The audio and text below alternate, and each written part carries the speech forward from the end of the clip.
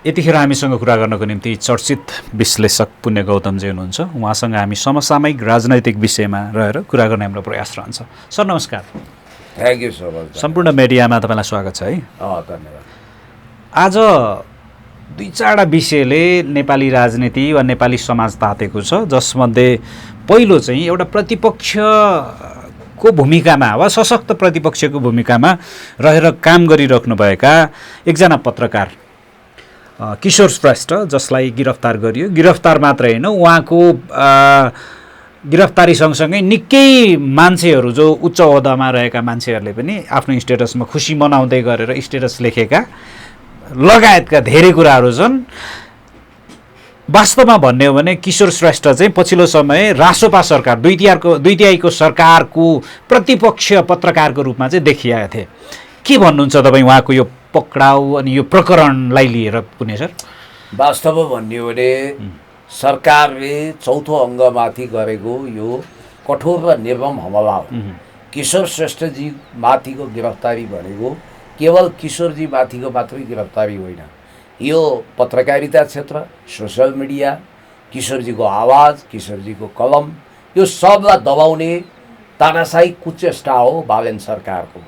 खास गरी किशोर श्रेष्ठजी आजदेखि होइन, उहिलेदेखि उनी जुन पार्टीमा संलग्न थिए त्यो पार्टीको आलोचना गर्न पनि पछि पर्दैन थिए।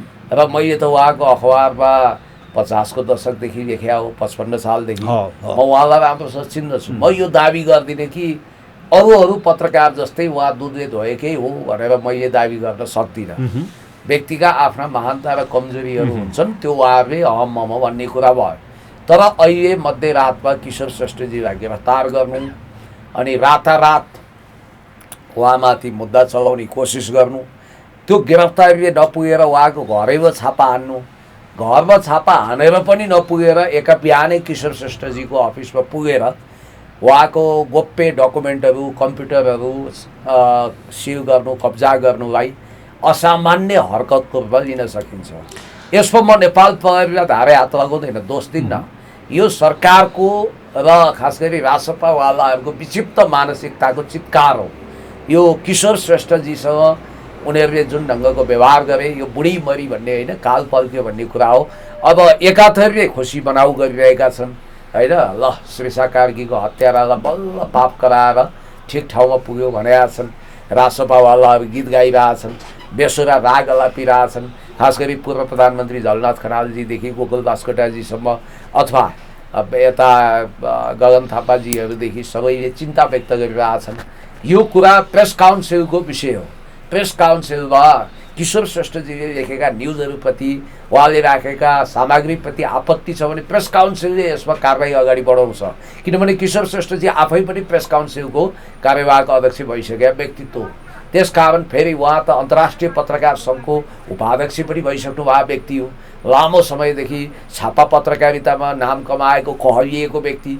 र म त उहाँलाई के भन्छु भने नेपालको प्रिन्ट मिडियाबाट उदाएको किशोर श्रेष्ठजी जो 40को दशकदेखि विद्यार्थी राजनीति हुँदै उनी पत्रकारितामा होमिएका थिए, सङ्घर्षबाट आएको व्यक्ति हो। कोहीसँग नडराउने, माओवादीका गुप्तभन्दा गुप्त सूचना, म माओवादीमै थिएँ, हामी आश्चर्यचकित बन्थ्यौँ कुन सेल्टरमा के हुँदैछ, कुन नेताको काम प्लान के छ भन्ने कुरा सबै ल्याउनुहुन्थ्यो। आर्मीका 101 सूचना, दरबारका 101 सूचना ल्याउने किशोर श्रेष्ठको निम्ति रासपाका गुप्तभन्दा गुप्त समाचार वास्तवमा ती सही हुन्थ्यो होलान्, ती सही नै थियो होलान्। अलिकति एक्जाजरेट पोलिस गरेको त थियो होला, त्यो ल्याउनु उहाँको लागि कान्छी औँलाको खेल थियो।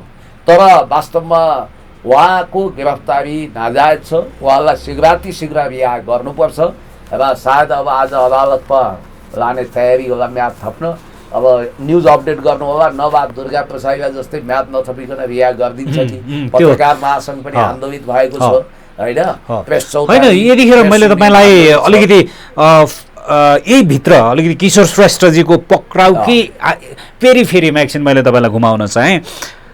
किशोर श्रेष्ठ पक्राउ पर्दै गर्दाखेरि चाहिँ सोकल्ड समाजसेवीहरू, विशेषतः महिलावादीहरू अलिकति खुसी भएको मात्रै होइन, किशोर श्रेष्ठको पक्राउ सँगसँगै धेरै इभन उपसभामुखमा आसीन रुबी कुमारी ठाकुरले पनि उनलाई राक्षसको संज्ञा दिएर स्टेटस नै लेख्ने भ्याइन् क्या। फेरि हुन त त्यो उनले आफ्नो सामाजिक सञ्जालबाट त्यो पोस्टलाई हटाइन् होइन, तर अब सोसियल मिडियाको जमाना हो, स्टेटस त मान्छेले स्क्रिनसट गरेर पनि राखि नै हाल्छन् प्रमाणको लागि। के किशोर श्रेष्ठ त्यति दानवै थिए त वा हुन् त भन्ने क्या, मान्छे त खुसी भइरहेछन् भने पक्राउ पर्या हो, दोषी करार भइसकेकै पनि होइन, के हो यो? स्वाभाविक रूपमा किशोर श्रेष्ठजीको अखबार उहाँको मिडियाबाट जसको कालो कर्तुत भण्डाफोर भएको छ प्रमाणसहित तथ्यसहित, ती मान्छेहरू हायतवा भएको आतङ्कित भएको अवस्था थियो र उनीहरूले स्वाभाविक रूपमा मिठाई बाँड्छन्, खुसी व्यक्त गर्छन्, लड्डु खान्छन्। यसमा मैले अन्यथा भन्नु अस्वाभाविक होला, किनभने रुबी ठाकुरजीको विषयमा पनि ब्याक टु ब्याक उहाँले न्युज देख्नु भएको थियो र वास्तवमा भन्ने हो भने रुबी ठाकुरको बारेमा उहाँको निजी जिन्दगी, कालो सिसाभित्रको रहस्य भन्दै सायद अब बुधबार निस्किने अखबारमा धेरै कुरा हिजो छापिया होला, मैले जनआस्था खोज्दै थिएँ, सायद अहिले कलेक्ट गर्छु र म हेर्छु पनि, त्यो न्युज पनि आएको होला। किशोर श्रेष्ठजीको लागि मैले भनिहालेँ, उहाँ नेपालको पत्रकारिताको लिभिङ इन्साइक्लोपिडिया हो, उहाँ इन्स्टिट्युसनल। तर उहाँलाई पनि दोषी त दोषी नै मान्छन् क्या मान्छेहरू। होइन सुन्नुहोस् न, चस्मा दोषी हो कि मान्छे नै दोषी हो भन्ने पनि प्रश्न होला होइन। श्रीसा बहिनी भन्छु म, नायिका, जीवनमा एकचोटि मैले भेटाए पनि थिएँ उहाँलाई बागबजारमा। उहाँको बारेमा त्यस्तो न्युज निस्किनु त्यो सर्वथा हानिकारक र आपत्तिजनक थियो। किशोर श्रेष्ठजीले विश्वलिम्बूसँगको पोडकास्टमा उनी त एकचोटि धरती छाडिन्, तर किशोर श्रेष्ठको भाषामा भन्नु पर्दा उनी दिन प्रतिदिन मरिरहेछन् भन्थे के, त्यसले उनलाई त्यत्रो पीडा दिएको छ, जिन्दगीभरि एउटा भूतको रूपमा तर्साइरहेछ। अब जे हुनु भयो, किशोर श्रेष्ठजीको अर्को पाटो चाहिँ खोइ हामीले याद गरे, तपाईँलाई म याद दिलाउँछु। भीमगिरी अनि एकजना के राई हो, मैले भोलि अखिल क्रान्तिकारीको केन्द्रीय सदस्य हुनुहुन्थ्यो, उहाँ लगायतको एक लट व्यक्ति भैरवनाथमा मारेर गाडियो, त्यो युद्धकालको कुरा थियो। किशोर श्रेष्ठजी सम्भवतः त्यतिखेर विदेशमा नभइदिया भए उहाँले त्यो न्युज तुरुन्तै क्यारी गरेर त्यो मान्छेहरूको पनि ज्यान बचाउनुहुन्थ्यो, तर इट्स टु लेट, उनीहरूको जीवन त्यति नै रहेछ होइन। पूर्ण राई कि के भनेको थियो, मैले नाम भुलेँ होइन, भीमगिरी लगायतको एउटा लटको 10-15 जना व्यक्तिलाई चाहिँ त्यतिखेर यो 56-57 सालको कुरा हो, दे आर अलरेडी किल्ड भनेर किशोर प्रसाद भट्टराईले मान्छेहरू बेपत्ता भएको कुरा स्वीकार्नु पनि भएको थियो।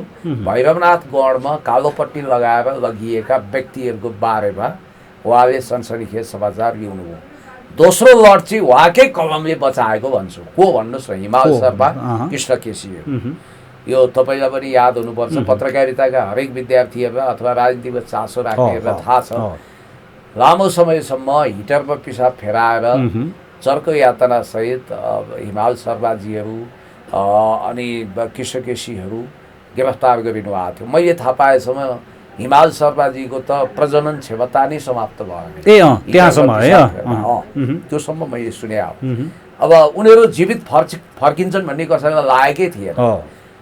तिनै किशोर श्रेष्ठले भैरवनाथ गढमा चरम यातना सहित कृष्ण केसी, हिमाल शर्मा राखिएको न्युज छापेपछि तुरुन्तै वामदेव गौतमले तत्कालीन राजा वीरेन्द्रसँग हटलाइनमा कुरा गरेर राजा उनीहरूको ज्यान बचाउनु पर्यो, ती मेरा पूर्व कार्यकर्ता हुन्, तिनले कसैको ज्यान मारेका छैनन् भनेर राजा वीरेन्द्रसँग गुहार लगाएपछि मैले पाएको सूचनासम्म किशोरजीले वामदेव गौतमलाई त्यो न्युजको बारेमा जानकारी दिनुभयो।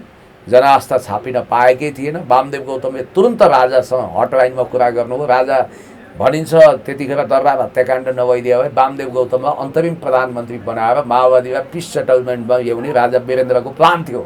त्यो भयो, चाइनासँग अनन्य सम्बन्ध बनाएर कम्युनिस्ट र राजा मिलेर अहिले लामो समयसम्म शासन गर्ने योजना बनेपछि देशी विदेशी प्रतिक्रियावादी दक्षिणपन्थी मिलेर दिपेन्द्रको मुखुण्डोधारी अपराधीहरू तयार गरेर दरबार हत्याकाण्ड गराएको भन्ने कुरो आएको छ। खैर यो विषयमा म पछि आउँला। र किशोर श्रेष्ठकै कारण कृष्ण केसीहरूले जीवनदान पाए। अलिकति केही मान्छे बाँचे बचाइए भन्ने तपाईँको तर्क रह्यो, तर के छ भने किशोर श्रेष्ठलाई मेरो प्रश्न पिन पोइन्ट चाहिँ कहाँनिर हो भने मैले पिन पोइन्ट गर्न खोजेको चाहिँ किन किशोर श्रेष्ठ नै चर्चा र विवादमा सधैँ रहे क्या श्रीषा कार्कीदेखि लिएर आजको मितिसम्म? होइन, किशोर श्रेष्ठ निर्भीक हुनुहुन्छ, उहाँ अलिक छुच्चो पनि देखिनुहुन्छ, उहाँले अक्षरहरूसँग सम्झौता गर्नुहुन्न, उहाँले पाएको न्युज अब आफूले कसै कुनै शक्ति केन्द्रले प्रयोग गरेको भन्ने पनि आरोप छ क्या उहाँलाई। उहाँले त आफूले मेन्टर मान्ने वामदेव गौतमको बारेमा समेत न्युज लेख्नुभयो, अरूका छोरा ऋणमा वामदेवका छोरा चिनमा भनेर याद गर्नु। तर चिनले नै उहाँलाई त प्रायोजित गरे नि त उहाँ त। होइन, आरोप लगाउनेहरूले त्यो भने आरोप लगाउन दिनुहोस् न। एउटा नाना थरीका आरोप लगाउने, लन्जुफन्जु आरोप लगाउनेहरूको कमी हुन्छ र मैले अघि तपाईँलाई भन्दै थिएँ त्यो घटना मैले विस्तृत राख्न पाउनु पर्छ। Please please please. राजा वीरेन्द्रले तत्कालीन प्रधान सेनापतिसँग कुरा गरेर यो जो केटाहरू पक्राउ गरेका छन् ती सुरक्षित रहन् भन्या हुनाले ती मान्छेहरूलाई मार्ने अन्तिम तयारी हुँदाहुँदै जीवनदान पाएको भन्ने मैले सुनेको छु भने किशोर श्रेष्ठलाई श्रीषा कार्कीको आत्महत्याको दुरुत्साहन गर्ने व्यक्तिको रूपमा यदि तपाईँ लिनुहुन्छ भने 1 दर्जन मान्छेको जीवन बचाउने व्यक्तिको रूपमा लिन सक्ने कि नसक्ने, त्यहाँ पनि केही क्वालिटी होला उहाँको। दोस्रो, सैनिक हिरासत, पुलिस हिरासतमा कृष्णसेन इच्छुक मारिएर पशुपतिमा जलाएर खरानी बनाइएको न्युज पनि उहाँले क्यारी गर्नु। किशोर श्रेष्ठजीको यस्तो हो, खुल्ला कुरा छ, उहाँ चीनसँग अनन्य सम्बन्ध भएको व्यक्ति हो। प्रायोजित अरे सम्बन्ध भन्दै प्रायोजित होइन, प्रायोजित किन भन्नु? होइन, आरोप लगाउनेहरूले लगाएका आरोपको निम्ति आरोप होला होइन, यहाँ त जे पनि भनिदिन्छन्। विश्व पत्रकार सङ्घको उपाध्यक्ष हो, यसको हलचल अन्तर्राष्ट्रिय जगतमा छ। अहिले उहाँलाई गिरफ्तार गर्नुको कारण देखिने कारण चाहिँ अब यो रवि ठाकुरजीको उजुरी भन्ने पनि छ। अब उहाँले राक्षस भन्नुभएको छ, के भन्नुभएको छ, आफ्नो त्यो स्टाटसको अडानमा उहाँ किन होइन, फेरि पनि के अरे यो गर्ने त उजुरी दिने त अर्कै एकजना रुबीजीलाई ल्याइयो होला। त्यो चुम्बन काण्डले यो हलचल ल्याएको हो, अरू आरोपका चाङ छन्, सबै छन्। तर एउटा पत्रकारले लेखेको न्युजमा तपाईँलाई अब्जेक्सन छ भने प्रेस काउन्सिल मार्फत कारबाहीको प्रक्रिया अगाडि बढाउने हो। प्रेस काउन्सिल साइबर भन्ने पनि छ नि त यहाँ फेरि। होइन, साइबर होला, साइबरको आफ्नो कुरा होला होइन, त्यो अब कानुनको प्रेस काउन्सिलले चाहिँ लिखतका कुरा गर्ने होला, डिजिटलको त साइबरले नै हेर्ने होला नि त। होइन, त्यो त त्यस्तो हुँदैन नि। तपाईँको पहिला दर्ता भएको मिडियाको विषयमा प्रेस काउन्सिलले अध्ययन अनुसन्धान गर्छ, छानबिन गर्छ, त्यो प्रेस काउन्सिलको जिम्मेवारीको कुरा हो। त्यसो भए त यहाँ त अब न्युज लेख्नै नसक्ने भए, बोल्नै नसक्ने भए, सत्ताको भजन गाउने भजन मण्डली मात्रै टिक्न सक्ने भए। म तपाईँलाई के भन्छु भने किशोर श्रेष्ठजीसँग यति हिडन प्रमाण होलान्, मैले भनिहालेँ। उहाँ एउटा शब्द विश्वको सरह हो पत्रकारिताको लागि। घटीवालाहरूको अथवा अरूको पनि उहाँसँग एक भारी प्रमाण होला, त्यही प्रमाण नष्ट गर्न वा उहाँको मुख थुन्नको लागि कम्प्युटर डेस्कटपहरू कब्जा गरेको होला। तर उहाँसँग ब्याकअप पनि हुनसक्छ, यो कुरा ख्याल गर्नुपर्छ। तर उहाँलाई चर्चा चाहिएको कि पैसा चाहिएको भन्ने प्रश्न गर्नेहरू पनि छ क्या। किनभने उहाँले चाहिँ जहिले पनि त्यही अलिकति सेलिब्रेटी टाइपका उच्च ओहदाका मान्छेहरूको गोप्य सम्बन्धलाई खोजी गरिराखेको वा प्रसारण गरिरहेको, प्रचार गरिरहेको देखिन्छ क्या। उहाँलाई प्रचार चाहियो कि पैसा भन्ने पनि प्रश्न छ क्या। पब्लिक जीवनमा बस्नेहरूको जीवनको अन्तरङ्ग पक्ष यहाँ मात्रै होइन, व्यक्तिगत जीवन हुँदैन। पुण्य गौतमको व्यक्तिगत जीवन छैन। पुण्य गौतम पब्लिक फिगर हो भने उसको पनि व्यक्तिगत जीवन छैन भने होइन, व्यक्तिगत जीवन आफ्नो ठाउँमा छ। म पब्लिक फिगर हुँ, म मन्त्री हुँ, म प्रधानमन्त्री हुँ, म सांसद हुँ भने मेरो व्यक्तिगत जीवनको बारेमा पनि यदि गलत कमजोरी छ भने ल्याउन सकिन्छ त। त्यो बिल क्लिन्टनको ल्याएन, मोनिका लेविन्स्की सम्बन्धी काण्ड ल्याएन, डोमिनिक स्ट्रस कान अन्तर्राष्ट्रिय मुद्रा कोषको प्रमुख हुँदै एउटा युवतीमाथि ह्यारेसमेन्ट काण्ड लागेर उनी फ्रान्सको राष्ट्रपति हुन पाएनन्। भारतमा पनि यस्तो आइरहेको हुन्छ होइन। त्यो तपाईँ पब्लिक वा किशोर श्रेष्ठले मकै पोल्नेको विषयमा, ठेला चलाउनेको विषयमा, व्यक्तिगत सामान्य जीवन बाँच्नेको विषयमा लेख्नुहुन्न। अब उपसभामुखको बारेमा, सांसदको बारेमा, मन्त्रीको बारेमा, प्रधानमन्त्रीको बारेमा, गृहमन्त्रीको बारेमा उहाँहरू अनुशासनमा बसेको भए, उहाँहरूले विधि र थिति पालन गरेको भए, अरू थुप्रै पनि होलान् नि जो अनुशासनमा बसेका छन्, तिनको त ल्याएको छैन उहाँले। त्यसकारण तपाईँले पहिला आफ्नो थैलीको मुख दह्रो बनाउनु पर्यो, अनि मात्रै तपाईँको गुनासो सुनवाई हुन्छ। तपाईँ आफू जथाभावी हिँड्ने, अराजकता मचाउने, जे पनि गर्ने, विभिन्न शक्ति केन्द्रसँग जोडिने विभिन्न व्यक्तिहरू, अनि विभिन्न उहाँले त मसँग प्रमाणसहित छ भन्नुभएको छ, होटलको कोठा नम्बर भन्नुभएको छ, सबै भन्नुभएको छ। त्यो कुरोमा कानुनी रूपमा अब प्रोटेस्ट होला, कानुनको अखडामा उहाँ पुगिसक्नुभयो। अब कानुनले त्यसको छिनोफानो गर्ला होइन। आज अब उहाँको म्याद कति दिन थपिँदैन भरे हेर्नु छ। तर यसमा म यति मात्रै भन्छु कि किशोर श्रेष्ठ सब भयङ्कर आतङ्कित भएछ सरकार। त्यही भएर किशोर श्रेष्ठजीसँग भएका प्रमाणहरू नष्ट गर्न, उहाँको मुख थुन्न, वा किशोर श्रेष्ठजी जस्तै इन्भेस्टिगेटिभ जर्नालिजममा महारत हासिल उता माननीय आशिका दिदी त पुरै खुसी र गदगद हुँदै नाचिराख्नु भएको दृश्य पनि थियो। उहाँहरू नाच्नुहुन्छ। आशिकाजीको बारेमा त उहाँले जर्मनको पिआर भएको कुरोको उनी ल्याइदिनु भएको थियो न्युज। तपाईँ आजै हेर्नुहोस्, उहाँ गिरफ्तार हुँदा खुसी तिनै मान्छे भएको छन् जसले उहाँको बारेमा जस्तो उहाँले जसको विषयमा न्युज पब्लिस गर्नु हो ती मान्छे आज खुसी भए। त्यो न्युजमा उहाँहरूले आधिकारिक रूपमा काहीँ पनि खण्डन गर्न सक्नु भएको छैन। जस्तो आशिकाजीले मेरो यो पिआर होइन भन्न सक्नु भएको छैन, नम्बर 1। अनि उहाँले राजीव खत्रीको विषयमा सप्रमाण ल्याइदिनु हो। तिनै मान्छे आज येलो जर्नालिजम भनिरहेका छन्, तर त्यो कुरालाई उनले खण्डन गर्न सकेका छैनन्। त्यसकारण घन्टी र खरानीमा रमणीहरूले नै किशोर श्रेष्ठको अहिले खुनखुत्रो उतारेको। उहाँले कसलाई छोड्नु भने केपी शर्मा ओलीज्यूको विषयमा लेख्नु भएन कि होइन, कसको विषयमा लेख्नु भएन र लेख्नु भएको छ। तर अब पुण्य गौतमको विषयमा के लेख्नु? पुण्य गौतम सज्जन छ। एमकेजीको विषयमा के लेख्नु? हामी सज्जन छौँ, इमान्दार छौँ। इमान्दार भएपछि नबिराउनु, नडराउनु, सिद्धान्त त्यो हो। ओके, यो विषयलाई यहीँ छोड्दै हामी अर्का माननीयको एउटा चर्काचर्कीलाई अलिकति तपाईँहरूले खोतल्नुपर्छ होला। जस्तै आइजी साहब र खगेन्द्र सुनार माननीयको बिचमा कुनै समितिमा भएको त्यो संवादले, छलफलको बिचमा भएको त्यो मुखामुखले चाहिँ अलिकति बजार तताएको छ क्या। खगेन्द्र सुनारजी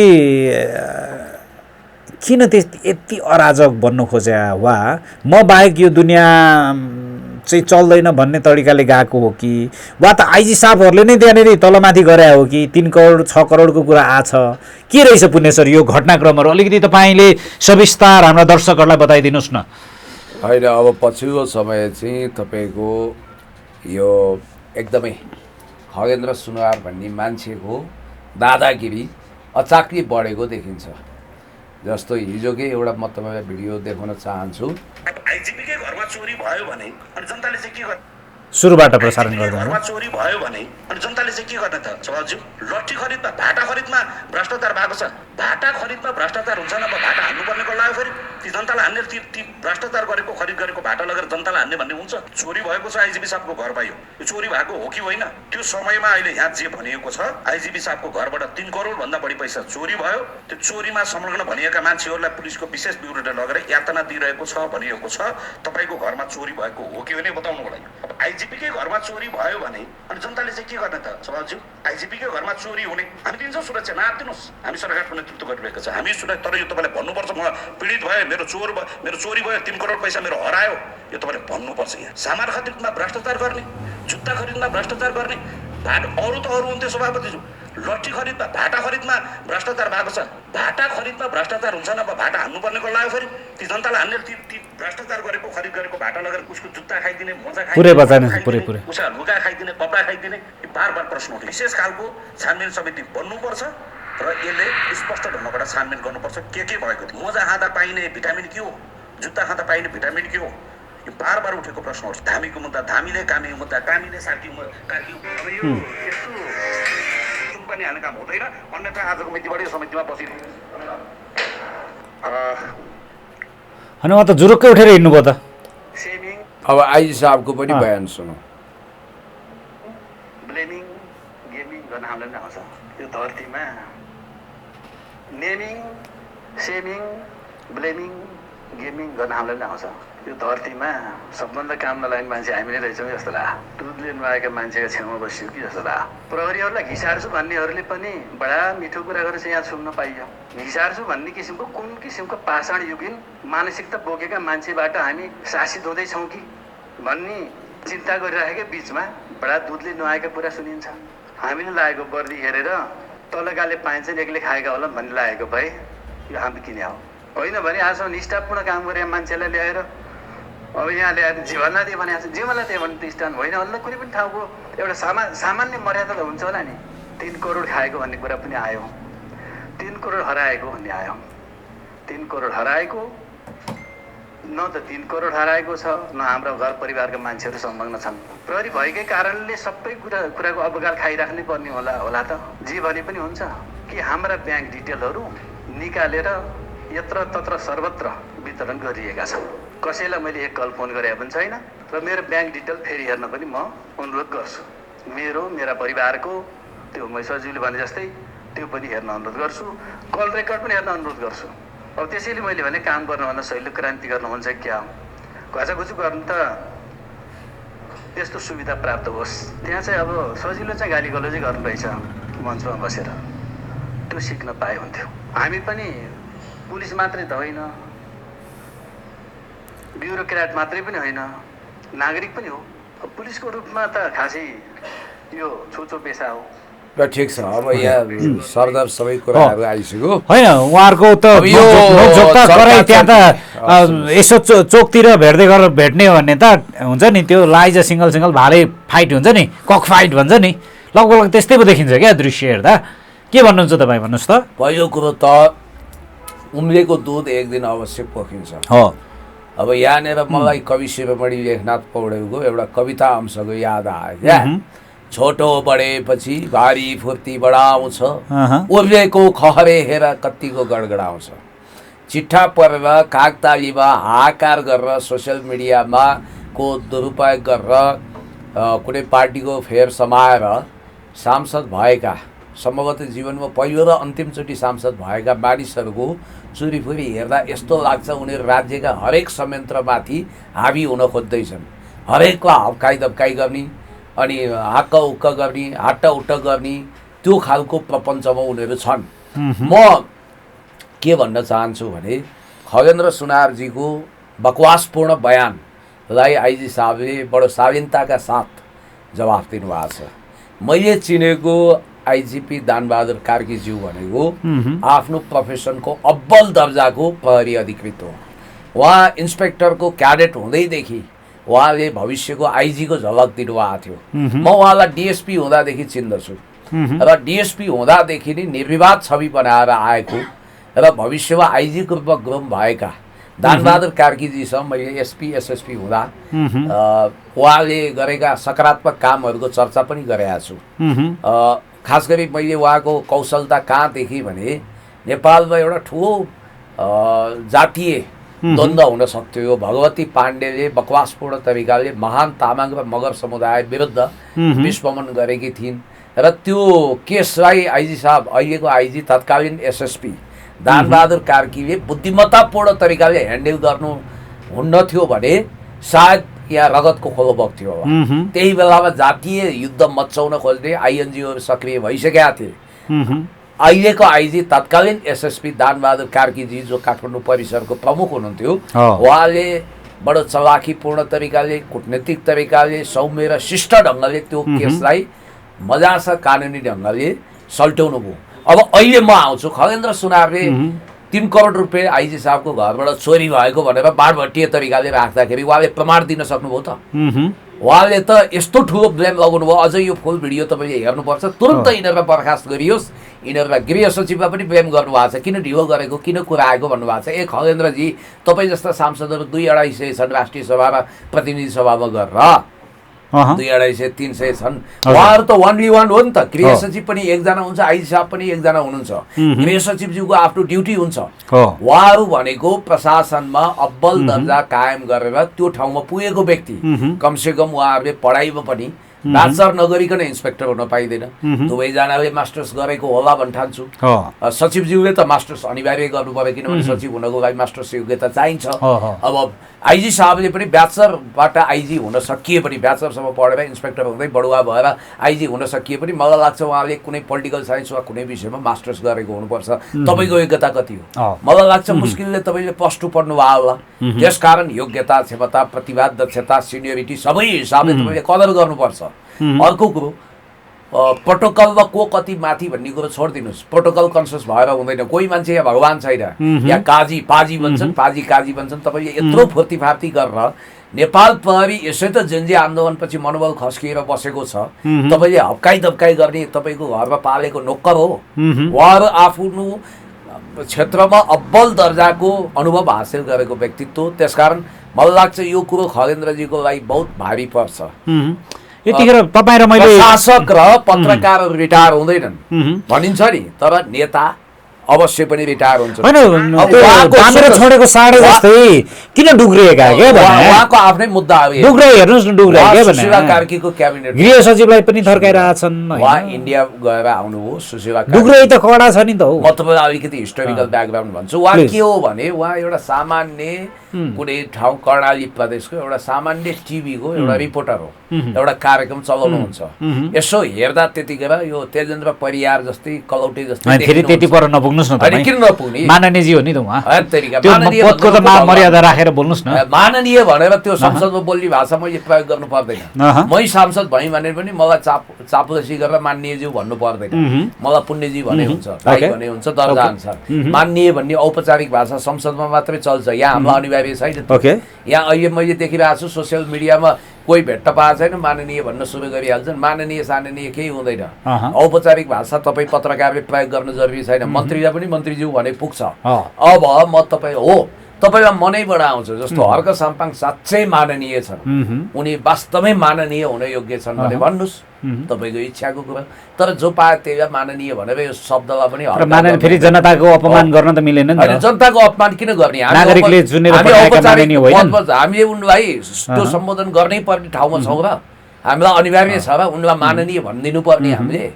त्यो त संसदीय भाषा हो, हामी संसदीय। म तपाईँलाई भन्दैछु अब यिनले आइजी साहब र गृह सचिवज्यूमाथि जुन हमला गरे, व्यक्तिगत आक्षेप लगाए, तुरन्त यिनीहरूलाई गिरफ्तार गर्नु पर्यो अथवा यिनीहरूको पद खोसुवा गर्नु पर्यो भने यिनलाई यत्रो आपत्ति छ भने अख्तियार दुरुपयोग अनुसन्धान आयोगमा जाउँ न। पोसाकमा भ्रष्टाचार भएको छ भन्छन्, लौरोमा भ्रष्टाचार भएको छ भन्छन्। ए बाबा म कसैको बारेमा ग्यारेन्टी लिन्न, टेकन फर ग्रान्टेड टाइपको कुरा गर्नुहुन्न। म आइजी साहब र गृह सचिवको पनि 100% ग्यारेन्टी लिएर कुरा नगर्न सक्छु, तर तपाईँलाई अब्जेक्सन छ भने तपाईँ अख्तियार दुरुपयोग अनुसन्धान त्यो ठाउँ त तपाईँको लागि ढोका खुल्लै छ, बाटो मार्ग प्रशस्तै छ। जानुस्, तपाईँले त त्यहाँ प्रमाणसहित भन्ने हो नि त, तपाईँले प्रमाण देखाउन सक्नुभयो। हजुरबाबा त जे आरोप लगाए पनि हुन्छ, यी उदण्ड मान्छे हुन्, यिनी वास्तवमा पब्लिसिटी स्टन्ट गर्न चाहन्छन् र यिनको उत्तौलोपन कहाँ गएर टुङ्गिन्छ। मलाई लाग्छ यिनको यही गतिविधि जारी रह्यो भने यिनी कुनै न कुनै यिनको 2-4वटा केस पनि छ अदालतमा, जस्तो मानहानि के को मुद्दा छ। यिनको यो सांसद पद विजयमा जान पनि बेर छैन है, किनभने प्रहरी सहको पंगा चाहिँ भयङ्कर महँगो पर्छ। तर योभन्दा अगाडिका नजिरहरू हेर्ने हो भने त्यो देखिँदैन। जस्तै एकजना ढाकाराम श्रेष्ठको सायदै उनको चाहिँ खोसी होला, किनभने समानुपातिकमा थिए, यिनी त प्रत्यक्ष जितेर प्रत्यक्षमा जिते रवि हामी जानेको पद खोसिएन फेरि। तर उनलाई त जेलमा हाले नि त पक्रेर, उनी चाहिँ दोषी अदालतबाट दोषी भयो। फौजदारी केस छ त खगेन्द्र सुनारको, म तपाईँलाई सुनाइदिउँ के छ होइन। अब तपाईँको इन्टरभ्यू लामो हुन्छ भनेर मैले नभने ठिकै छ, ठिकै छ। हामीसँग लगभग अब विषयहरू पनि सकिँदैछ। ठिक छ। अब हेर्नुहोस् उनको यहाँ केसै छ त मसँगै छ। तपाईँको उनको के रहेछ भने खगेन्द्र सुनार जन्म 2047 साल 2 महिना 2 गते दैलेख, बाबु कमान सिंह सुनार दिलबहादुर सुनारको नाति, ठेगाना नारायण नगरपालिका वार्ड नम्बर 2 भैँसेखोर दैलेख, लुम्बिनी प्रदेश, बाँके निर्वाचन क्षेत्र 3बाट प्रतिनिधि सभामा निर्वाचित, संलग्न फौजदारी मुद्दा। जिल्ला प्रहरी कार्यालय सुर्खेतमा 2080 साल असार 3 गते सार्वजनिक शान्ति विरुद्धको कसुरमा मुद्दाको अभियुक्त। असार 11 गते जिल्ला प्रशासन कार्यालय सुर्खेतको आदेशले 20,000 धरोटीमा छुटेको। 20,000 धरोटीमा छुटेको भने मुद्दा टुङ्गिया होइन, धरोटीमा जारी छ। 81 साल असार 7 गते मेहलकुवा हस्पिटल गोर्राकोट नगरपालिका 8 सुर्खेतको अस्पतालमा चिकित्सक एवं सुरक्षा स्वास्थ्य संस्था तोडफोड तथा स्वास्थ्य कर्मीमाथि हातपात शीर्षकमा मुद्दाको अभियुक्त। मुद्दा अझ अदालतमा विचाराधीन रहेको कुटपिटको मुद्दा होला। विद्युतीय कारोबार सम्बन्धी मुद्दा काभ्रे पलाञ्चोक जिल्ला अदालतमा अधिवक्ता मनिषा गौतमले सामाजिक सञ्जाल फेसबुक पोस्ट तथा लाइभमा आफूलाई अपमानजनक आपत्तिजनक भाषा प्रयोग गरेको आरोपमा विद्युतीय कारोबार ऐन अन्तर्गतको कसुरमा कारबाही गरी पाऊँ भनी 82 साल साउन 22 गते अदालतमा मुद्दा दर्ता भएको। पक्राउ पूर्ति 82 साउन 5 गते काभ्रे जिल्ला अदालतले लगेर पक्राउ गर्न अनुमति दिएको, अदालतमा 2082 कार्तिक 23 गते अदालतमा उपस्थित भएर बयान दिएको। सो दिन बयान तथा थुन्चेक बहसपछि काभ्रे पलाञ्चोक जिल्ला अदालतका न्यायाधीश नरेन्द्र कुमार कलाखेतीको इजलासले 50,000 धरौटीमा रिहा गर्न आदेश दिएको। यो सबै फौजदारी केस हो। हजुर, फौजदारी केसले घेरिएका छन्। सिसाको घरमा बसेर अर्काको घरमा ढुङ्गा हान्दा के परिणाम हुन्छ अब यिनले चाल पाउलान्। Anyway, Okay. यो त सुरुमा अलिकति दलित अभियन्ता भनेर आए, फटफट जुनेलो पड्किए पड्किन्छन्। अब मेरो र गगन थापाको कपी गर्न खोज्छन्। ए मान्छे केही होला भने त खोक्रो। अब हेर्दा ज्याकी श्राफ जस्तो देखिन्छ, बकबक गरेको छ, 3 र 13 को कुरा गरेको छ, आधारहीन कुरा गरेको छ। ठिक छ, उहाँले हाफ बटन खोलेको छ। जुन जनताले उहाँलाई माननीयको त्यो पगरी दिएर पठाए ती जनताको पक्षमा उनले काम गरून्, हाम्रो शुभकामना नै छ। यतिखेर गगन थापाको टाउकोमा चाहिँ 180 किलोको फलामको माला झुन्डाए जस्तै देउवा शेरबहादुर देउवा चाहिँ नेपाल फर्किएका छन्। अब के होला नेपाली काङ्ग्रेस भन्नुहोस् त? उनलाई त बाजा गाजा सहित एयरपोर्टमा स्वागत गर्नेको त भिड त निकै ठुलो देखियो, पञ्चे बाजा नै बजाइयो।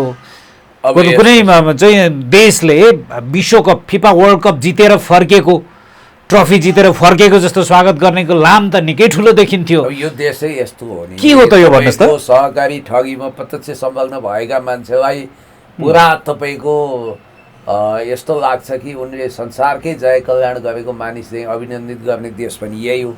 सिंहदरबार जलाउनु पर्छ भनेर स्क्रिप्ट लेख्नेलाई राज्य नै पुरस्कार दिने पनि यही देश हो होइन। विभिन्न आपराधिक घटनामा संलग्न भएका व्यक्तिहरू, फौजदारी कसुर गरेका मान्छेहरूलाई सत्तामा भत्ता दिने देश पनि यही हो।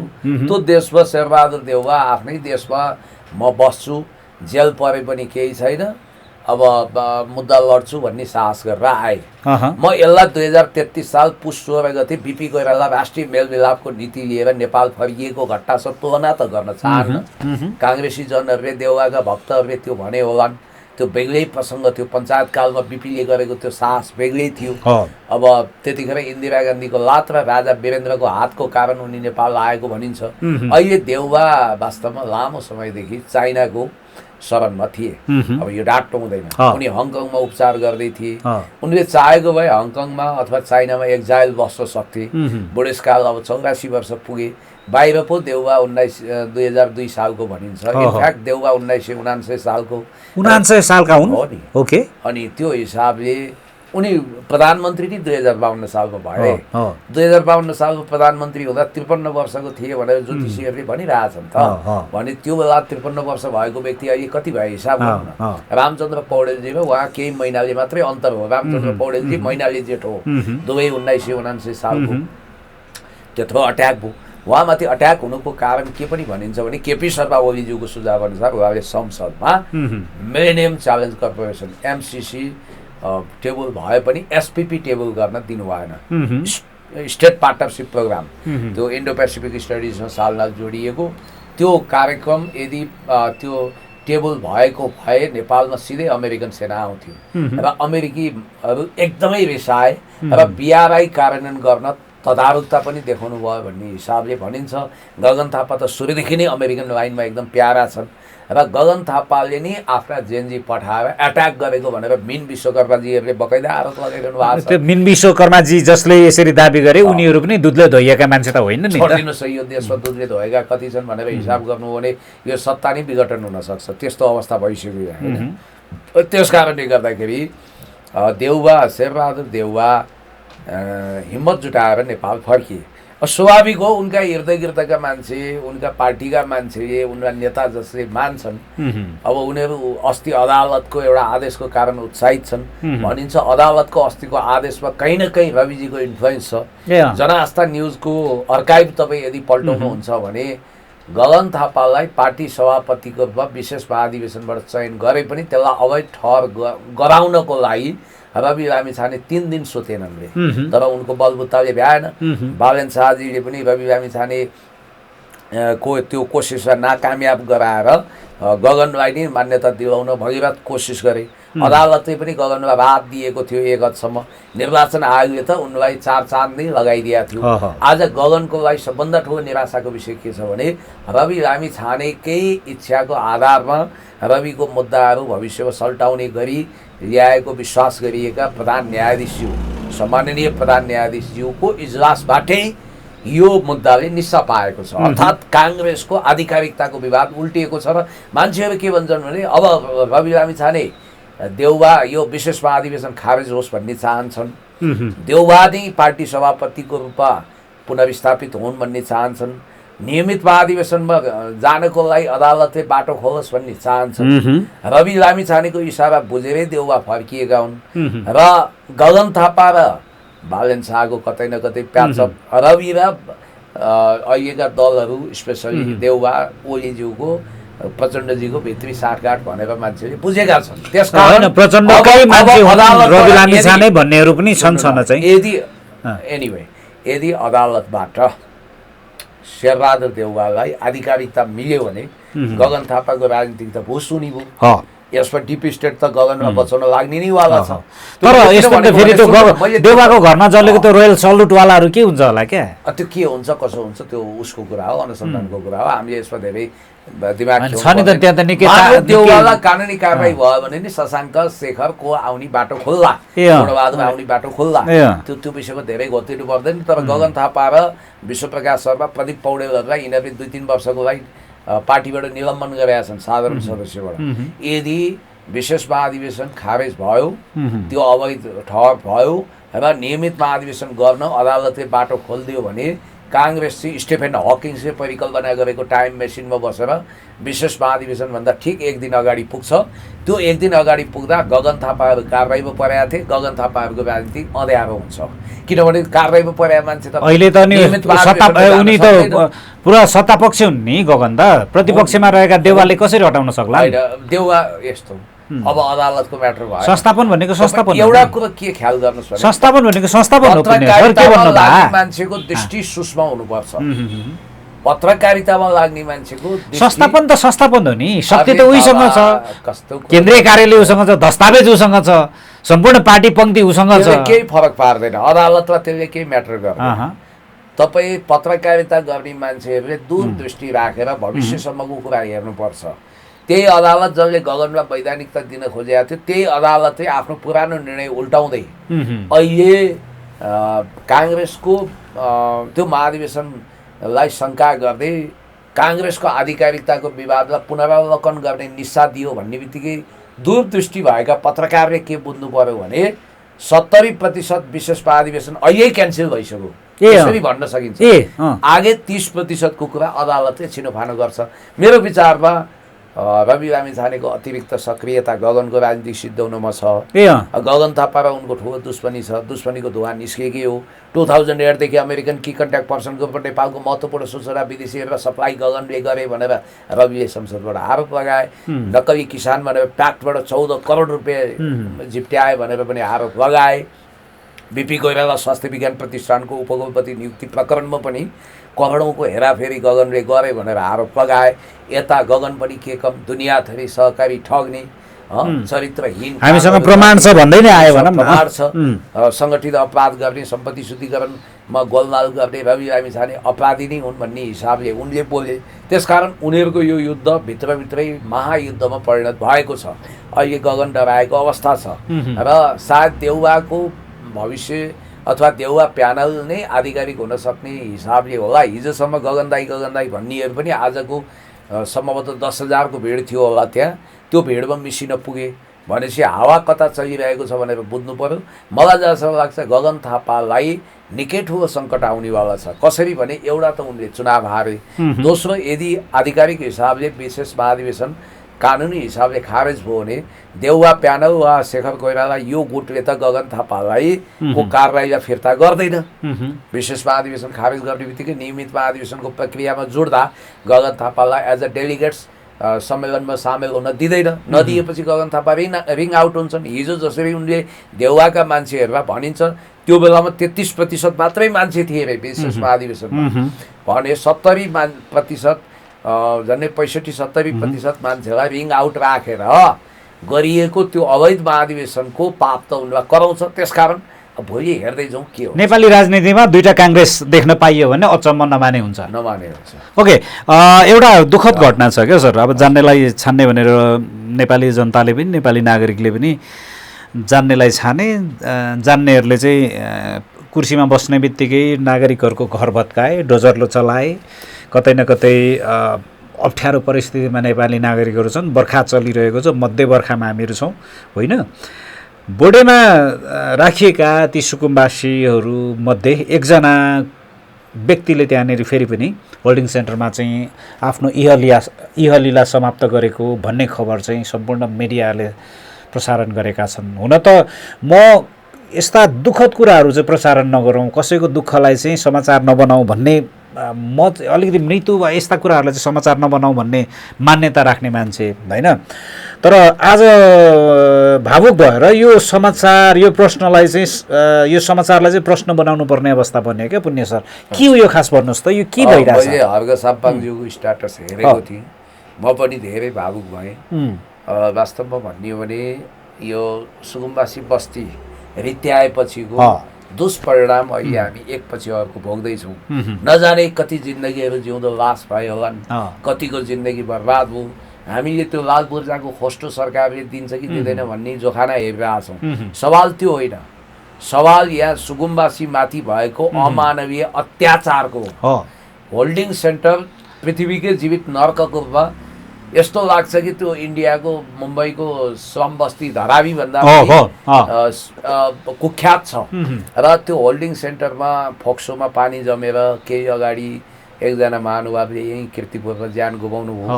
त्योभन्दा अगाडि इन्द्र राई लगायत 3 जनाले आत्महत्या गरेको कुरा आएको छ। कतिलाई हार्ट एट्याक आयो, कति दीर्घ रोगीहरू छन्, कतिको जिन्दगी बर्बाद भयो। कठैबाट त्यो बोडेको होल्डिङ सेन्टरमा जीवन गुमाउने महानुभाव जनआस्थामा न्युज पनि आएको छ।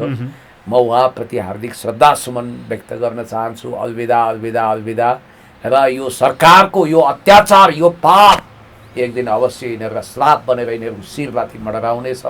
यदि सुकुम्बासी बस्तीमा डोजर हानिँदैन थियो भने आज भौतिक रूपमै 6-7 मान्छेले ज्यान गुमाउँदैन थिए र सैकडौँ हजारौँ मान्छे जीवित लास जस्तो हुँदैन थिए। धेरैको पढाइ बिग्रिँदैन थियो, सैकडौँ मान्छे, हजारौँ मान्छेको जिन्दगी बर्बाद हुँदैन थियो। यो सरकारले इतिहासमै गरेको सबभन्दा ठुलो कुकर्म हो। यस अगाडि ठेलावाला, गरिब, अकिन्छन्, रोगी, असहायहरूलाई यो सरकारले भयङ्कर शत्रुता गरेर लखट्यो र किञ्चित रत्तिभर गरिबहरूप्रति सहानुभूति नभएको यो कठोर पाषाण हृदय भएको हृदयहीन सरकारले गरेको यो अत्याचारको कुनै लेखाजोखा छैन। एक दुष्ट नगर पुलिस अफिसर यो काममा तन्मयका साथ संलग्न थिए। यिनीहरूलाई पाप त लाग्छ। त्यसकारण सरकारको निधारमाथि पापको अर्को ठप्पा पनि लागेको छ, कालो धब्बा। र ती महानुभावको नाम मैले यहाँ जाहेर गर्न चाहिनँ होइन, क्रमशः आउला, तपाईँहरूले पनि त्यो विषय ल्याउनु होला। जे होस्, अलविदा अलविदा अलविदा, हार्दिक श्रद्धाञ्जली। अब हर्क साम्पाङले सदनदेखि सडकसम्म, सडकमा त हामी उठाउँछौँ, सदनमा यो कुरा स्ट्रङली उठाउनु पर्यो। यसको सम्पूर्ण जिम्मेवारी यो सरकारले लिनुपर्छ। होल्डिङ सेन्टरमा भएको यो जुन ढङ्गको मान्छेको इहलीला समाप्त हुने यो खालको दुःखद घटना छ, यसको सम्पूर्ण जिम्मेवारी यो सरकारले लिनुपर्छ। यिनीहरूलाई दैविक दण्ड पनि हुन्छ, कानुनी दण्ड पनि हुन्छ। पर्खनुहोस्, उचित सरकार आउन दिनुहोस्। हर्क साम्पाङले जसरी स्टेटस लेख्नुभयो, स्टेटस मात्रै होइन, उहाँले त संसदमा यस्तो मजाले भन्नुभयो कि तिमीलाई कसले रोकेको छ, बाँडिदेऊ न, दुईटैको सरकार छ, मन्त्रालय सबै तिमीहरूको, बाँडिदेऊ, कसले रोकेको छ, ल पहिलाकाले गर्न सकेनन्, गर, तिमीहरू जान्ने पनि हो भने भनेर यतिसम्म भनिदिनु। किन, केले रोकेर रहेछ यी मान्छेहरूलाई? म यिनीहरूले बाँड्न पनि सक्छन्, बाँड्देऊ न, बाँड्देऊ। लाल पूर्जा सम्पूर्ण समस्याको रामबाण औषधि हो होइन। तपाईँको जिन्दगी तबाह गरेको छ, तपाईँको घरमा डोजर चलाएको छ, तपाईँका सबै इतिहासका चिनोहरू मेटेको छ, तपाईँको एक एकाडेमिक इयरको पढाइ नै कोल्याप्स गरेको छ। त्यहाँ छेउछाउमा साइडमा गर्ने रोजगारी खोसिएको छ। त्यही कारणले कयौँ व्यक्तिहरू दीर्घरोगी भए कि त्यही कारणले 6-7 जना मान्छेको ज्यान गयो। त्यो ज्यान फिर्ता आउँछ? मान्छेको जीवनभन्दा अमूल्य कुरो लाल पूर्जा हो। आज 7 जनाको ज्यान के उनीहरूले पृथ्वीमा फिर्ता ल्याउन सक्छ? उनीहरूको कारणले यो भएको हो। त्यहाँ डोजर आतंक मचिएको हुनाले यो भएको। त्यस कारणले हर्क साम्पाङ जस्तो हिरो बदो चटाइको गुन्द्रीमा बसेर देश जनता विकास समृद्धिको लागि घोटिने म भविष्यको प्रधानमन्त्री हुन्छु, म राष्ट्रपति हुन्छु, म देश बनाउँछु, आई हेभ अ ड्रिम भन्ने मार्टिन लुथर किङको सपना पछ्याएर अगाडि बढिरहनु भएको व्यक्तिले वास्तवमा मानवता राख्नु भएको छ, देशभक्ति राख्नु भएको छ र त्यसको नैतिक प्राधिकार पनि उहाँलाई नै छ। अब उहाँले त हेर्नुहोस् यो विषयमा बडो गम्भीरतापूर्वक उठाउनु भएको थियो। उहाँले गम्भीरतापूर्वक उठाउनुहुन्छ, गाली उहाँलाई नै गर्छन्। कस्तो कलियुग होला के यो? त्यही त अब तपाईँ र मैले छलफल गर्दै गर्दाखेरि यस्ता खालका परिस्थितिहरू बनिरहेका छन्। ग्यासको अभाव अहिले पनि चरम छ। हेर्नुहोस् होइन, बाढीका समस्याहरू त प्राकृतिक प्रकोपका कुराहरू छँदैछन्, तर कृत्रिम अभाव सिर्जना गरिएर सायद तपाईँको घरमा पनि ग्यासको अभाव होला। सबैतिर छ होइन? यो परिस्थिति दोष चाहिँ कसलाई दिएको छ नि त?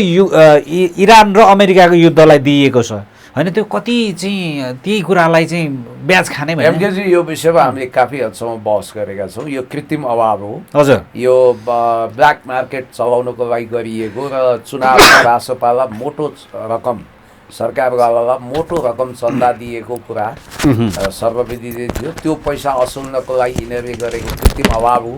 सरकारले जानी जानी कृत्रिम अभावप्रति आँखा चिम्लिदियो, काहीँ औपचारिक रूपमा छापा हानेन र यो वास्तवमा गरिबहरू मात्रै होइन, मध्यम वर्ग माथि पनि खेलवाड हो। अब उच्च वर्ग रासोपावालालाई त के समस्या छ र? उनीहरूलाई त घर घरमा ग्यास आउँछ अरे, उनीहरू लाभान्वित छन्, त्यही भएर उनीहरू कराउँदैनन्। कोही 3 कक्षाका विद्यार्थीले जस्तो कविता वाचन गर्छन्। त्यसकारण यो सरकार पूर्णतया लफङ्गागिरीमा चल्यो, गैर जिम्मेवार भयो, अमानवीय भयो र यो सरकारको विकल्प रवि हुन सक्दैनन्। अब यो देशलाई फेल्ड स्टेटमा लानको लागि यो सरकारवालाहरू तातेको देखियो, यो बुझिन्छ। अब अलिकति बेप्रसङ्गिक कुरा गर्ने होइन, अलिकति यसमा मैले तपाईँलाई एउटा विशेष प्रसङ्ग अन्तिम पनि हो यो मैले तयार गरेको प्रसङ्गमध्ये चाहिँ हर्क साम्पाङ र सुदन किराँतीको बिचमा लफडा बनाउन लफडा ल्याउन खोजेको वा यिनीहरूलाई फुटाउन खोजेको भन्ने खालका तर्कहरू पनि आइरहेछन्। हर्क साम्पाङले कतै न कतै एउटा भिडियोमा कतै बोले छन् पनि त्यो मोरङमा एउटा मेयर छान्ने प्रक्रियालाई लिएर। यदि सुदन किराँतीले त्यसरी आफ्नो खुसी गर्यो भने चाहिँ म कारवाही गरिदिन्छु भन्ने खालको भिडियो पनि सार्वजनिक भएको छ। यो दृश्यहरूलाई तपाईँले कसरी निहालिरहनु भएको छ? हर्क साम्पाङ तपाईँको अनन्य मित्र पनि हुनुहुन्छ होइन? सुदन किराँतीजी पनि अब पूर्व मन्त्री हुनुहुन्छ, 2-3 चोटि माननीय भइसकेको व्यक्ति हुनुहुन्छ। उहाँहरूको बिचमा यस्ता खालका यो अलिकति कतै समस्या आउन खोजेको हो कि जस्तो मान्छेहरूले बाहिर चाहिँ अड्कल काट्दैछन् क्या। हामी जस्ता मान्छेहरूले हुन त अब उहाँलाई नै यो प्रश्न गर्दा अझ राम्रो हुन्थ्यो होला, तर तपाईँ मेन ढङ्गले सबै विषयलाई निहाल्ने व्यक्तित्व हुनुभएको हुनाले मैले यो प्रश्न तपाईँलाई राखेँ क्या। यस्तो छ, हर्क साम्पाङज्यू श्रम संस्कृति पार्टीको सर्वेसर्वा प्राधिकार, उहाँको अथोरिटी अहिले democratic people's republic of Korea अर्थात् प्रजातान्त्रिक जनगणतन्त्र कोरिया, उत्तर कोरियाको किम वा पुटिन सरह छ। उहाँको पूर्णतः होल्ड छ। अब उहाँलाई पनि एउटा गुनासो त भयो होला नि त। उहाँले वरिष्ठ श्रमदाताको सुदन किराँतीजीलाई इज्जत गरेर पार्टीमा भित्राउनु भयो। उहाँले कुनै मान सम्मानमा कमी दिनुभएको छैन। भविष्यको मुख्यमन्त्रीको रूपमा प्रोजेक्ट गरिसक्नु भएको छ। उहाँ सङ्घीय मन्त्री पनि बन्नुभयो। सुदन किराँतीजीलाई पनि लाग्दो हो म त 20औं वर्ष राजनीतिमा खारिएर आएको, मैले बोलेकै कुरालाई पार्टीले इन्कर्पोरेट गरोस्, त्यसलाई नै आधिकारिकता दियोस् भन्ने लाग्यो होला। तर पार्टी एउटा सिस्टम र विधिमा चल्छ। त्यहाँ के चाहिँ हुनसक्छ भने सुदन किराँतीजीले ओभर कन्फिडेन्ट भएर उम्मेदवार तोकिदिनु भयो, हौसिएर। उहाँ भावुक कवि हृदयको पनि हुनुहुन्छ। अब हर्क साम्पाङजीलाई लाग्यो ए गाठी मसँग सोधेर पो उम्मेदवार तय गर्नुपर्छ, यो त त्यति पार्टीको विधि विधान नियम पद्धति बुझेर आएको वरिष्ठ श्रमदाताको तर्फबाट आउने अभिव्यक्ति त यस्तो हुनु हुँदैन थियो भन्ने लागेको होला। म सुदन किराँतीजीलाई के भन्न चाहन्छु भने तपाईँ कृपया हर्क साम्पाङज्यूको मनोविज्ञान अनुसार तपाईँ अगाडि बढ्नुहोस्। नागरिकले ठुलो आशा राखेका छन् हर्क साम्पाङ र सुदन किराँतीबाट। तपाईँको भविष्य त्यही उज्जवल छ र त्यहाँ केही लफडा सफडा केही पनि होइन, किनभने हर्क साम्पाङज्यूको अध्यक्षता स्वीकार गरेर सुदन किराती जानुभयो। हर्क साम्पाङभन्दा ठुलो त्यो पार्टीमा कोही छैन, कल्पना पनि गर्न सकिँदैन। हर्क साम्पाङज्यू सर्वैसर्वा हो। हर्क साम्पाङज्यू म भविष्यको प्रधानमन्त्री भनेर हिँड्नु भएको छ। त्यो पार्टीले चुनावै जित्दा पनि सुदनजी सेकेन्ड म्यान थर्ड म्यान हुने हो होइन। त्यस कारणले गर्दाखेरि तपाईँले हरेक कुरा गर्दा हर्क साम्पाङज्यूसँग मेरो बाहिर बसेर आउटसाइडरको हिसाबले सुझाव, तपाईँले टेलिफोन गर्नुहोला अथवा मेसेज गर्नुहोला, छलफल गर्नुहोला, अनि मात्रै कुनै चिजलाई डिक्लेरेसन गर्नुहोला, घोषणा गर्नुहोला। किनभने हर्क साम्पाङज्यू बुझ्छ कि हुनुहुन्छ, बुझ्नुहुन्छ होइन। यो अन्तर्विरोध नमचाउन पनि भन्नुभएको छ। अब उहाँले नरम भाषामा अहिले कुरा गरिरहनु भएको छ। भोलि यो कुरा एउटा अन्तरसङ्घर्षको रूपमा नजाओस्, त्यो जाँदै गर्दा धेरै युवाहरूको सपना केन्द्रभित्र नबनोस्। हर्क साम्पाङज्यूको नेतृत्वलाई कमसेकम मेरो विचारमा कैयौँ वर्षसम्म कसैले त्यहाँ च्यालेन्ज गर्छ। अबको 5 वर्षपछि वैकल्पिक शक्तिको रूपमा आशा गरिएको पार्टी श्रम संस्कृति नै हो। यदि त्यहाँभित्र त्यस्ता खालको 5 वर्षपछि होइन, अहिले पनि संसदीय अङ्कगणितको कुरा छोड्नुहोस्। नयाँ भनेर तपाईँले आइडेन्टिफाइड गर्ने पार्टी भनेकै श्रम संस्कृति संसदभित्र। बाहिर होला, मसालहरू होला, पुरानो नयाँ जे भए पनि सिपिजीको माले होला, अरू होला, तर संसदभित्र नयाँ पार्टी हुँदै होइन रासोपा। रासोपा भनेको रवि लामिछाने र बालेनको कुख्यात फ्यान क्लब हो र त्यो अपवित्र गठबन्धन हो र त्यो डिप स्टेटको इसारामा कुद्छ। त्यसकारण अहिले नयाँ भनेर उदाएको शक्ति भने श्रम संस्कृति नै हो। यो कुरा उहाँहरूले मास स्केलमा पनि प्रमाणित गर्नुभयो। अस्ति झापामा तपाईँले देखिहाल्नु। अब दुर्गा प्रसाई र अन्तिममा तपाईँले नसोधे पनि पहिले भन्नुपर्छ, धवल शमशेर त नदीको दुई किनार हुने भएछन् फेरि। अनि उहाँहरू फुट्दै पर्नुभयो। राणा भर्सेस शाह हो, राणाले शाह शासन गयो। अब धवल शमशेर अनुशासित छैनन्, उनको नेतृत्व मान्दिनँ भने जसरी अहिले गाड खोराको भुँडी फराफोर हुन थाल्यो त भोलि दुर्गा बिना नै जय नेपाल पार्टी दर्ता गर्न जाँदैछन् धवल शमशेर। पार्टीको नामै जय नेपाल। अब दुर्गा प्रसाईको महत्त्वाकांक्षा थाम्न धवल शमशेरमा मुस्किल होला। फेरि अब धवल शमशेर चाहिँ वास्तविक धनी नै हो, किनभने सिन्धिया परिवारबाट उहाँलाई 1 खरबको सम्पत्ति प्राप्त हुँदैछ। 1 खर्बको पशुपति शमशेर र उनलाई।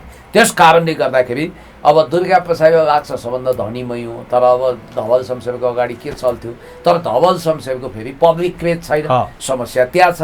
अहिले पार्टी नेता हुनको लागि इन्टरटेनर पनि चाहिन्छ, त्यो दुर्गा प्रसाईजीमा छ। तर दुर्गा प्रसाईजीलाई चाहिँ फेरि हर्क साम्पाङज्यूसँगको दुश्मनी चाहिँ भारी हुने देखिन्छ। हस्, यो महत्त्वपूर्ण समय र समाजको लागि